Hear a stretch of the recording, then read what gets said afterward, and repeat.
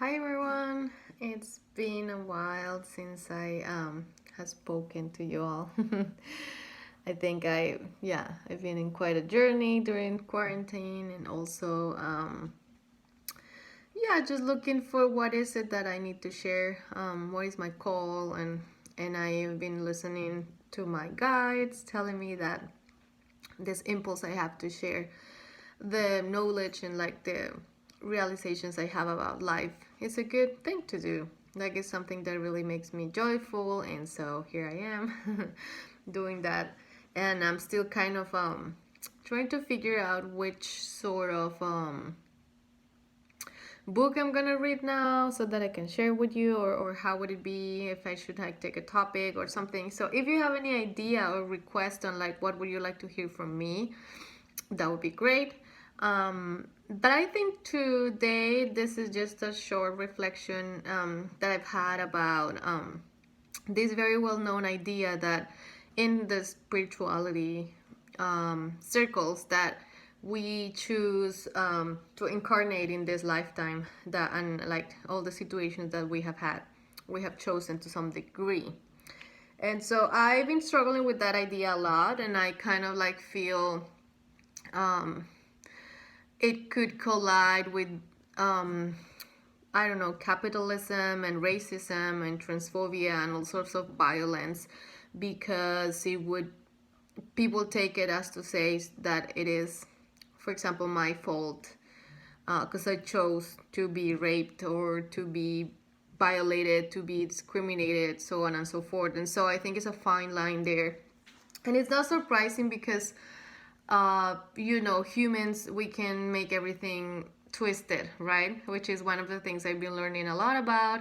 And so it doesn't surprise me that this spiritual wisdom might be twisted and getting into our lower self, what we call the lower self.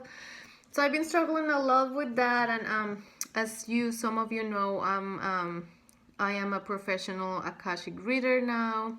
I have a certification, I have a lot of practice, and I'm having a second certification. And so I'm reading the books about the Akashic records. And one of those said, that like I chose to incarnate in the country with the parents I have. And so I felt like this, I don't know if I believe this kind of thing.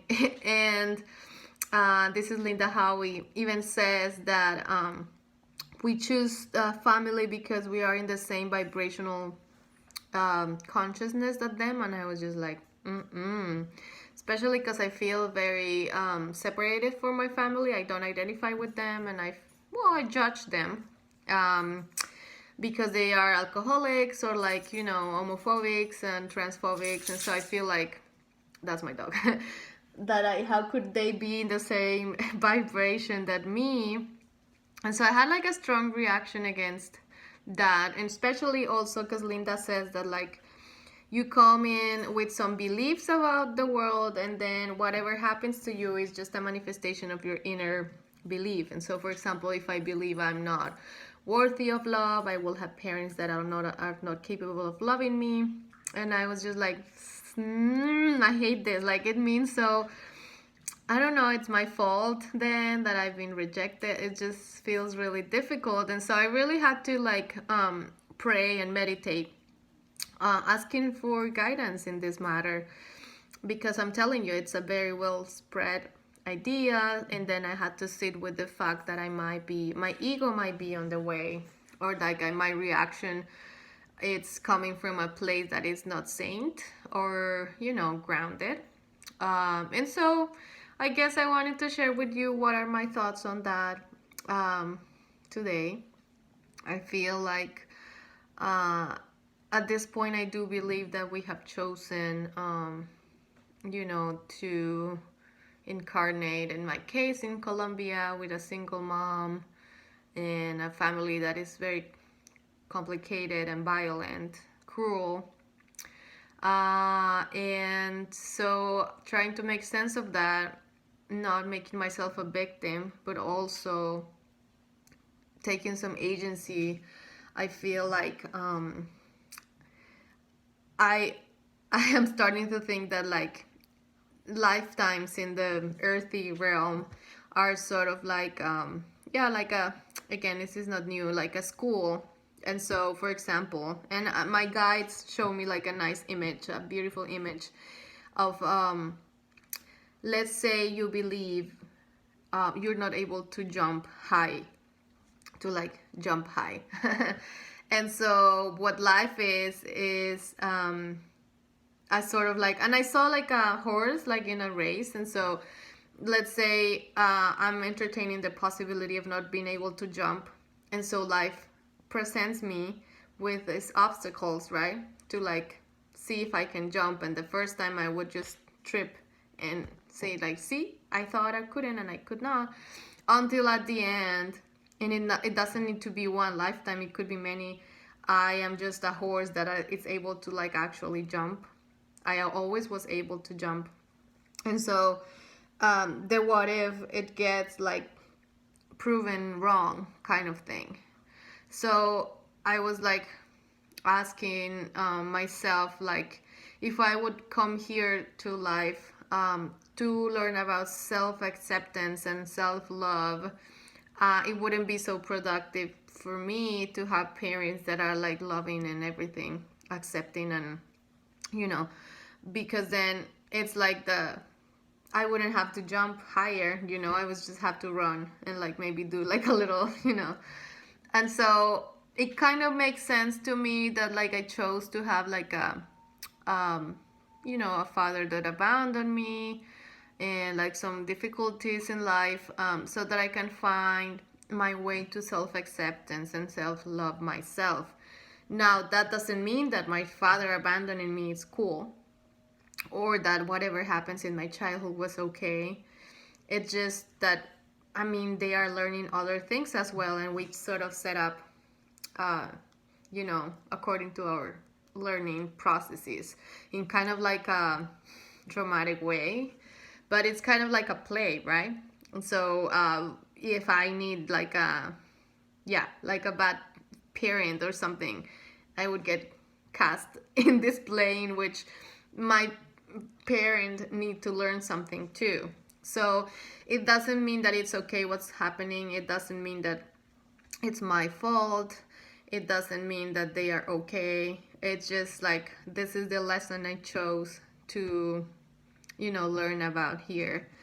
And what I didn't want to admit is that if that is the lesson that I chose to come here and learn, is because a part of me, not all of me, believes that I'm unlovable or that I don't deserve love. And so otherwise I wouldn't be here testing it out, you know. So to some extent it's true what Linda says, that because in my mind, I don't know, I was just thinking like, oh yeah, I was in the spiritual realm, and I thought I'm gonna learn about self-acceptance and self-love, and so I'm gonna incarnate in this place with this precarious setting, this violence, whatever happens in Colombia in the time when I'm alive. But it's kind of obvious that that means that part of me needs light on self-acceptance and self-love. Part of me believes I don't deserve this. And so, yeah, I mean, I'm trying to piece out these things, and I honestly believe that what has helped me to get to the bottom of these metaphysical thoughts is the fact that not only white cishet people told me about it. Because for me, it was hard to read that I chose everything from coming from a person that is privileged enough to feel like his life or is great. And so of course they chose that.